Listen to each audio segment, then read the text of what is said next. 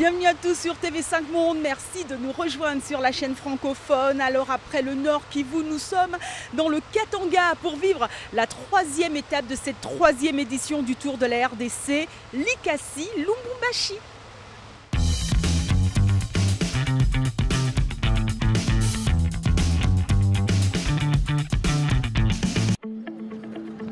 Cela semble un jour comme un autre à Likasi, ville de la province du Katanga, au cœur de la région minière. Avec une population d'environ 420 000 habitants, Likasi se réveille petit à petit pour accueillir le Tour.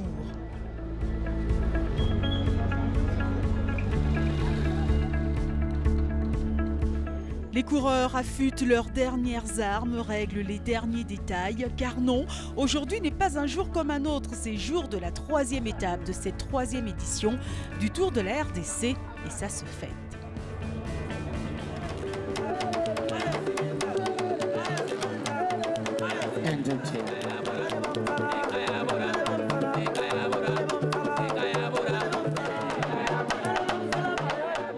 C'est donc devant une chaude ambiance que les coureurs sont donc fin prêts à en découdre, avec au programme 120 km jusqu'à Lubumbashi.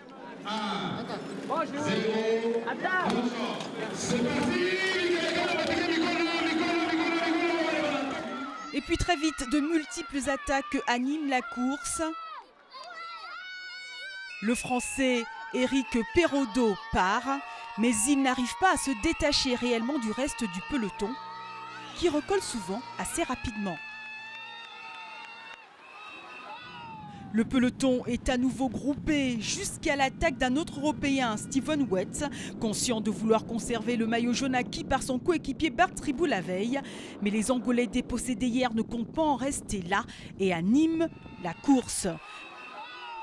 Mais ils ne sont pas les seuls, car chacun tente de faire quelque chose aujourd'hui.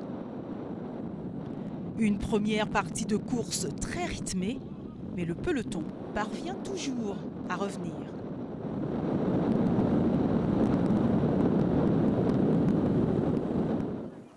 Après de multiples attaques avortées des uns et des autres, Igor Silva attaque à 35 km de l'arrivée. Le détenteur du maillot jaune de la première étape comprend qu'aujourd'hui, il a un gros coup à jouer. L'un de ses lieutenants, Antonio Dario, le suit. Et les deux Angolais arrivent d'ailleurs ensemble lors du premier point chaud. Igor Silva et Antonio Dario semblent bien.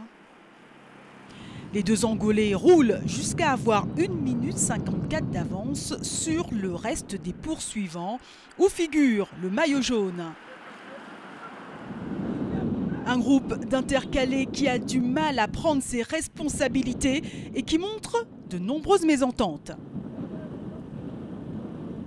Le maillot jaune, Bart Tribou bien seul, tente de limiter la casse. Mais devant, les deux Angolais tiennent le rythme. Toujours avec un écart de plus d'1 minute 50. Silva et Dario entrent ensemble dans Lubumbashi. Derrière, Tribou comprend qu'il a perdu le maillot jaune. Belle victoire collective des Angolais, bien heureux.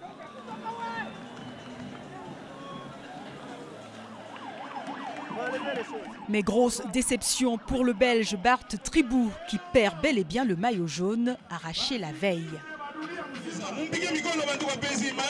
Igor Silva, l'Angolais, reprend donc le maillot jaune.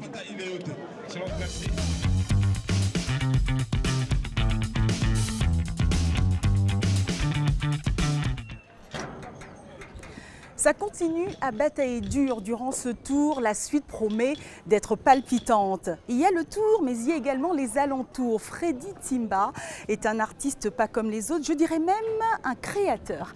Unique en son genre, plongeons tout de suite dans son univers.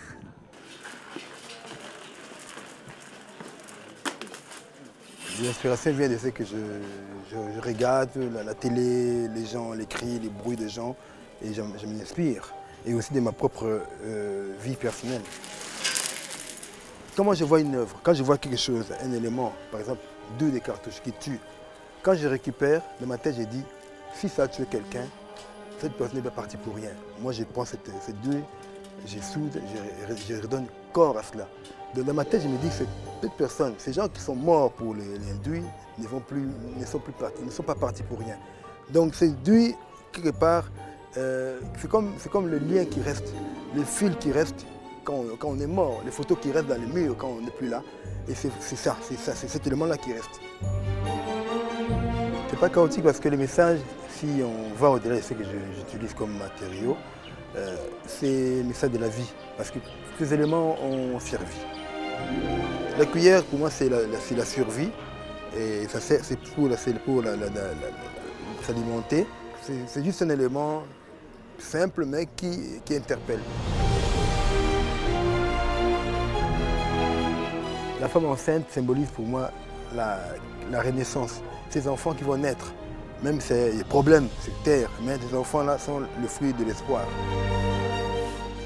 Cette sculpture est faite avec des machettes. Et ici, j'ai fait une femme. Et c'est juste pour dire que la machette, c'est pas pour tuer. La machette est l'élément qui sert à aider l'homme à survivre pour la vie, pour l'éducation des enfants, pour trouver quoi manger.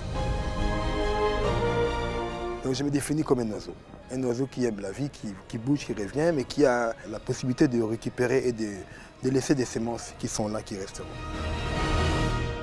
Encore une très jolie rencontre sur ce tour qui continue sur tv5monde.com, mais également sur les réseaux sociaux. À demain, salut.